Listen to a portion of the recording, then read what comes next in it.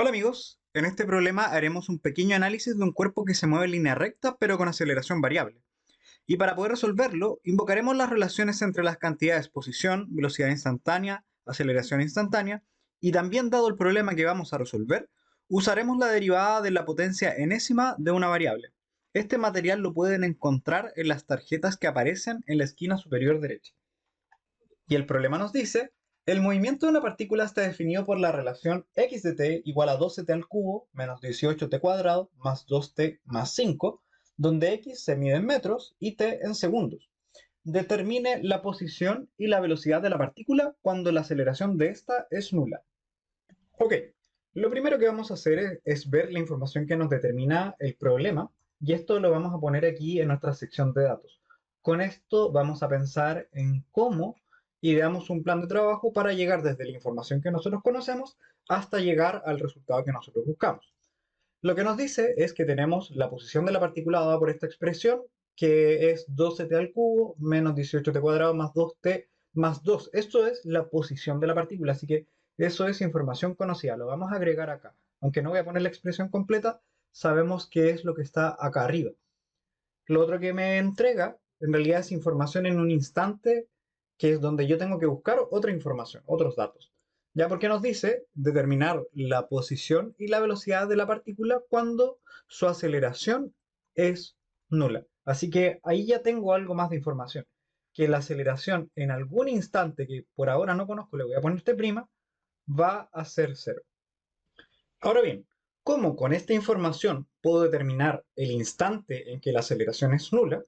Nosotros sabemos aquí la relación que hay entre la posición, la velocidad instantánea y la aceleración instantánea, y sabemos que la relación es a través de derivadas con respecto al tiempo. Nosotros sabemos que si tenemos la posición, podemos derivar con respecto al tiempo para obtener la velocidad instantánea, que va a ser nuestra v, y a su vez, si derivamos con respecto al tiempo, vamos a encontrar a nuestra aceleración instantánea. Por lo tanto, si yo tengo la expresión de la posición, puedo determinar la velocidad instantánea derivando una vez, luego esa expresión la vamos a derivar nuevamente para determinar una expresión para la aceleración. Y es aquí en donde esta información viene a ser útil porque nos dice que en algún instante esa aceleración tiene que ser nula y ese instante es el que nosotros llamamos t'. Entonces, siguiendo estos pasos, primero vamos a, desde la posición, determinar la velocidad instantánea, luego vamos a determinar la aceleración instantánea, derivando nuevamente, con esa expresión vamos a determinar el instante en el cual la aceleración es cero, para finalmente devolvernos a la posición y la velocidad instantánea, porque en realidad el problema nos pregunta dónde va a estar, ¿cierto? ¿Cuál es la posición de esta partícula? ¿Y cuál es su velocidad en el instante en que su aceleración es nula? Ahora vamos con la aplicación porque ya sabemos cuáles son la serie de pasos que tenemos que seguir para ir desde los datos que tenemos hasta la información que nos solicita el problema. Entonces, primero sabemos que la posición de la partícula, ¿cierto? Lo que determina el lugar en donde está es 12t al cubo menos 18t cuadrado más 2 por t más 5. Primer paso, nosotros queremos determinar la velocidad a partir de la posición. Y nosotros sabemos que esta velocidad instantánea, que depende del tiempo, como vamos a encontrar, es la derivada de la posición con respecto al tiempo. Así que simplemente vamos a aplicar la derivada. Lo que nosotros sabemos aquí en este punto es que la derivada de una función, una potencia enésima de una variable con respecto a la misma es n veces la misma variable con la potencia elevado a n menos 1. Entonces, para reconocer esto tenemos que derivar cada uno de los términos que tenemos acá. Fíjense que tenemos la derivada entonces de 12t al cubo menos 18t cuadrado más 2 por t más 5. Aquí lo que hay que resaltar son los exponentes, ¿ya? Porque recuerden que el exponente n en el fondo es el que nos va a ayudar a indicar cuáles son las potencias y los factores que tenemos que ir agregando. En este caso tenemos que hay un 3 de por medio, aquí tenemos un 2, un t que no muestra algo es un t elevado a 1 y por último, si no aparece un t es porque es un t elevado a 0 que es un 1. Entonces vamos a aplicar todo esto. Si yo derivo con respecto al tiempo Vamos a hacer cada uno de estos términos por separado. Voy a empezar por este. Un t al cubo, siguiendo esta regla, sería para n igual a 3. Entonces nos quedaría algo así como, si yo derivo t al cubo es el cubo, el n, que es para n igual 3 en nuestro caso, por t elevado al mismo 3 menos 1, siguiendo la misma regla, ¿cierto? N menos 1 sería 3 menos 1, y por lo tanto nos daría un 3t cuadrado. Esa sería la derivada de este primer factor. Ahora, del otro término, la derivada con respecto al tiempo de t cuadrado. Fíjense que t cuadrado es un n igual a 2. Entonces vamos a bajar ese 2, ¿cierto? Que es este 2 que queda aquí adelante, ¿cierto? El mismo n, que en este caso es 2. 2 por t elevado a 2 menos 1, y por lo tanto nos quedaría un 2 elevado a 1, perdón, 2 por t elevado a 1, que es simplemente un 2 por t. Tenemos el siguiente término, que es la derivada con respecto al tiempo de t elevado a 1. Nuevamente, n vale 1, por lo tanto ese 1 baja y nos quedaría t elevado a 1 menos 1, que es un t elevado a 0. 1 por t elevado a 0. Y t elevado a 0, en realidad cualquier cosa elevado a 0, salvo el 0, es 1. Y por último, si derivamos el término t elevado a 0, eso es la derivada de básicamente una constante. Así que esto es inmediatamente un 0 por algo. ¿Ya? Entonces, con todo esto, uno puede encontrar que la derivada de 12t al cubo va a ser 12 por la derivada de t al cubo que acabamos de encontrar, que es t3, digo, t cuadrado, menos el 18 que tenemos aquí en esta parte, menos 18 por la derivada de t cuadrado, que es simplemente 2 por t, más 2 veces la derivada de t elevado a 1, que es un 1, encontramos acá en este tercer término. Y por último, la derivada del 5 encontramos que era un 0. Así que acá tenemos que la expresión de la velocidad es 12 por 3, que es 36 t cuadrado, menos 36 por t, más 2, y esto siguiendo las unidades de medida estaría medido en metros por segundo. Y esta sería la expresión de nuestra velocidad instantánea para este movimiento. Ahora vamos con el segundo paso. Sabemos que ya conocida la velocidad podemos determinar la aceleración instantánea. Y la aceleración instantánea es nuevamente la derivada, pero ahora de la velocidad con respecto al tiempo. Así que tenemos que derivar con respecto al tiempo la expresión que acabamos de encontrar, nuestro 36t cuadrado menos 36 por t más 2.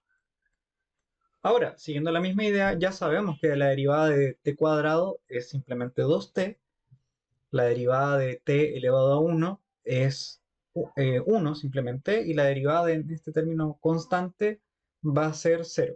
Así que aplicando todo esto nos quedaría que la aceleración en el tiempo es, este factor 36 lo dejamos, la derivada de t cuadrado habíamos dicho que es 2 por t, menos 36 por la derivada de este t elevado a 1, voy a dibujar acá, este es el t cuadrado, y habíamos dicho que es 1, y más la derivada de la constante, que es un 0. Así que aquí vamos a encontrar que la aceleración en el tiempo es 72 por t menos 36. Y esto nuevamente con las unidades de medida va a estar en metros por segundo al cuadrado. Antes de seguir con la solución, te dejo una variación del problema de la que espero tu respuesta en los comentarios. En cualquier caso, la solución a esta pregunta estará en algún momento del próximo video de ejercicios asociado a este tema. Y la pregunta es, ¿dónde está y qué velocidad tiene el objeto cuando su aceleración es 36 metros por segundo al cuadrado hacia la derecha? Ahora, el paso número 3 era, ya que conocemos la aceleración que tiene esta expresión, podemos determinar el tiempo en el que esta es nula. Entonces sabemos que en algún tiempo, que le vamos a llamar t', la aceleración es 0 metros por segundo, porque ahí la aceleración es nula. Entonces, dado que tenemos la expresión de la aceleración, vamos a encontrar que 72 por t Acá estamos diciendo que la aceleración en este tiempo que llamamos t' es nula. Entonces vamos a buscar cuándo es ese tiempo. Por lo tanto, tenemos que despejar esta ecuación que nos quedó acá. Nos dice 0 es 72 t' menos 36. Y por lo tanto vamos a resolver esto. Si llevo este 36 a la izquierda, nos va a quedar más 36. Nos quedaría 36 es igual a 72 t' y por lo tanto, bueno, vamos a dividir por este 72 y nos va a quedar que 36 entre 72, esto vale nuestro t'.